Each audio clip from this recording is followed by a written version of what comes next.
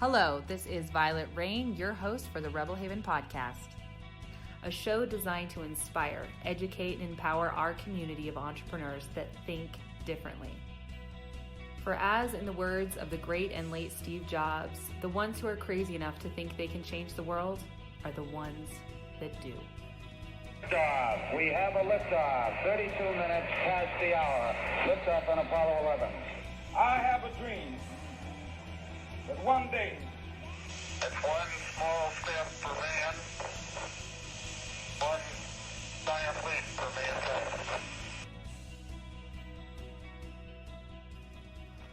Hello and welcome to another episode of the Rebel Haven podcast. Today we're going to be diving deep and talking about shit talkers.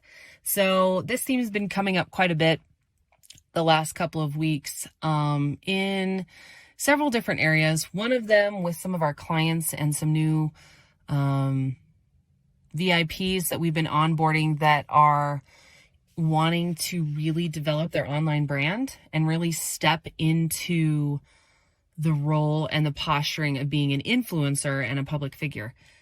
And in doing that, a lot of energy, stories, insecurities have been coming up. And not only that, but Keely and I's little guilty pleasure is we love watching Desperate Housewives of New York City. We also love Selling Sunset. So a little reality TV in there. And there have been some themes on the show of the gossiping, shit talkers, slanderers, people having like public defamation cases, things like that going on. So in light of all of that, I've been wanting to really presence and dive deep around what it means when somebody shit talks, especially with the intention of creating some breakthrough for you. The fear of what other people think and the fear of social retaliation is a really, really major, one of the primary reasons I see for people not really stepping into their truth and living authentically. And I believe that the road to prosperity is paved with your authenticity, and that the more you come to be authentic, honest with yourself, and living in the permission of your preferences, which is all found through the bridge of authenticity, that's where true prosperity comes from. And not just like financial prosperity, but prosperity, which is the overflow and the fulfillment of all the different categories of life to truly live a happy, peaceful existence, which is, my goal. And I know a lot of you share that goal with me. So diving deep into this, it's important to understand that anytime you step out or step up in any industry or field to be a leading expert in something, to be a public figurehead, to be an influencer in any way, to really lead, you are going to open yourself up to criticism. There's that incredible quote. The name is slipping right now, but it's the quote that basically says, the only way to avoid criticism is to say nothing and do nothing. Was that Abraham Lincoln? I'm not sure. If you know who it is, please comment and let us all know. But I love that quote because it's true. If you are wanting to avoid criticism, the only way really to do that is to say nothing and to do nothing. And I got a really big crash course in this during 2017 when I stepped into the world of online food and fitness, like blogging, and I was creating recipes, and I wrote a weight loss book, and I was doing all of that in that industry. And I had a really rude awakening with just how diverse the advice is across the board when it comes to health and diet and eating and exercise and yada, yada, yada. And even the other day, I was joking on a live and I was retelling this similar story. And I said, the only thing that I've never heard anything negative about is eating, raw spinach. That's the only thing people are like, yeah, have as much of that as you want. And I was saying it kind of jokingly, and a lady jumped on and commented and let us know, I think it was actually on our YouTube channel, that there's actually people that talk about not eating too much spinach and it being bad and all of these things. So I stand corrected with that. But basically what I saw is that over here, people are saying, I saw one person that was like, I take apple cider vinegar every morning. And then I drink lemon and papaya every afternoon. And then I saw over here, the medical medium is like, apple cider vinegar is terrible for you. It's terrible for your liver. Never have it. Some people have all these amazing vegan recipes using tomatoes and all this stuff. And then other people are like, tomatoes are too high in histamines. Like across the board, all different food categories have come under some level of criticism. So if you're worried about your own level of criticism, just think about how much criticism a tomato has gotten just by being a tomato. But it doesn't stop being a tomato. It just keeps on being a tomato. And people who love it, love it. People who don't like it, don't like it. And that authenticity and that consistency of a tomato being itself helps other people come to know what they really like and what their preference is. And so this is all tying back into the point that I'm bringing to you, which is no matter who you be or what you do, you will be criticized. And that is for actually a divine purpose. When we show up and we stand out and we be seen and we represent whatever it is that we represent, whatever group or classification you come from, maybe you're representing teachers or, anybody that's an educator or online coaches or online influencers or YouTubers, or you represent a specific ethnicity in your community or whatever it is that you're doing where you're stepping up and being willing to be seen, and people are stereotyping you and people are judging or forming opinions about you. Anytime that you do that, you are being a gift to the world.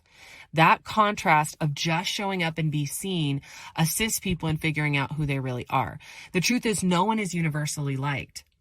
So it's sort of this big hijack of our entire self-esteem and life direction to even believe that we need everybody to like us, that should even be a goal that we should attempt to do, is get everybody to like us. It's a very primal, immature desire to seek something that is so fantasy-based. There is no living being that has been universally liked. Christ himself was murdered by his own people, was sent to be executed by his own people because some of them did not like him. Some of them loved him, hated him. Some people didn't even really know who he was. There was a whole spectrum. And if that was Christ's experience, what is your experience? And why do you expect your experience to be better than his? If you're going to step out and be true to yourself and be authentic, it is to be criticized. But the truth is, you're being criticized either way.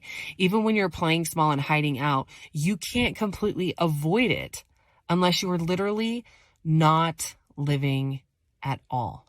Because I want to bring you back to that quote. The only way to avoid criticism is to say nothing and do nothing. And you, my beautiful friend, if I know anything about you listening to this, it's that you are here to do things. You are here to be seen. You are here to be the change and be the difference in the world.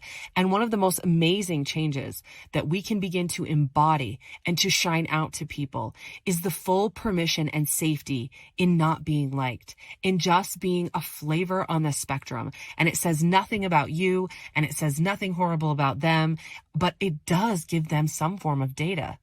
If they're having a natural bias or they don't like you, that's feedback for them. And you taking it on or trying to control, manipulate, or manage other people's perception of you puts you in a energy of manipulation, but distrust. People aren't going to trust what you are bringing to them because it is going to be dripping. It is going to be seeping with, do you like me? Please approve of me. Let me alter myself. This is why I've never stopped saying fuck, because from the beginning, it was something that was part of the bridge to authenticity of freedom for me from a very conservative religion. And it is part of my authenticity.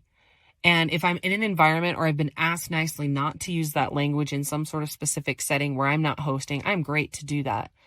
But I'm not going to just listen to people whining or commenting on my, podcast or my YouTube or whatever and saying, oh, I wish you didn't say that, and then actually alter my language for that. That is, and I'm saying this because I want to invite you to look at what that is for you. Where are you right now in an unhealthy, dishonoring way, modulating yourself, where you are editing yourself, you're editing your emotions, you're watering yourself down to not cause a stir, to not go under criticism. You're afraid to take a stand. This is another great quote from the oldest book. I can't believe I'm quoting it so many times. You can tell what my background is, right? But it's be hot or be cold, lukewarm water, right? Spew you out of my mouth. And that is a really beautiful metaphor for, being something of substance. When you don't take any stand or any opinion or have any flavor, it's almost like you become a non-human. I have brought up this analogy so many times, but I love the movie with Julia Roberts, Runaway Bride. Because in that show, if you haven't seen it, she has had, I think, 4 or 5 engagements at that point, and she's left every groom at the altar. And, when it gets weeded down to it, what comes out is that when she's dating men, she completely loses herself in them. And however they like their eggs is how she likes her eggs. Whatever activities they want to do, that's what she wants to do. And she has no real, other than the way she does things, like if she's going to be going hunting with someone or playing football with someone, like she has a personality while she's doing those things, but she doesn't take a stand on an opinion of what color she likes, of what type of egg she likes cooked, of like any of that, because she doesn't want to be rejected, right? She doesn't want to take a stand on anything. So there is like a law of neutrality, which is like a beautiful space of being able to hold both sides of differing opinions. That's not exactly what I'm talking about here. What I'm talking about is more about your personal preference. Like you go into an ice cream parlor and knowing the things you like more, being willing to taste stuff and actually have an opinion, be like, whoa, I just taste tested 10 samples and I know that this is the one I really, really want. It's you being able to activate your desire, your preference, the way you like things. That is part of your unique energetic signature. Those desires, that source encoded in you. Your desires are safe guidance. And as you express your desires, and what that could look like in social media or in any other position of influence, is being authentic to who you are and what you really like. If you really like, Harry Potter or The Office or, mint chocolate ice cream or whatever those things are that you like, certain types of jokes, certain type of music, be willing to be seen and be vulnerable. Be willing to admit to an office, something geeky or nerdy or, on the edge, or something that might not be like super widespread socially acceptable based on the media and the collective, whatever. Like, be willing to be funky, unique, odd, different, quirky, weird. Be willing to be seen in those things, because you will be polarizing, but listen to me. That is what you're here to do. You are here to be seen. You are here to stand out. And as much as people will be talking shit, people will also be talking so much light. And as you continue to step into your next level of energy alchemy, it won't matter if they're throwing flowers at you or if they're throwing tomatoes at you. As it comes into your field and it enters into your space, it will all be alchemized. You will turn that shit into gold, and it will continue to fuel you, to expand you, to rocket launch you to your next levels of success. This is my hope, my prayer, my admonition, my request of all of you is, let us take a good look right now at our lives. And are we, and where are we not? And where can we step into more authenticity? Is there somewhere that you've been hiding? And how can you bring a little bit more of you into your life? Because that is the secret ingredient, and that is the bridge to prosperity. It is you unleashing your authenticity. So much love to you all, and I look forward to talking to you again really soon.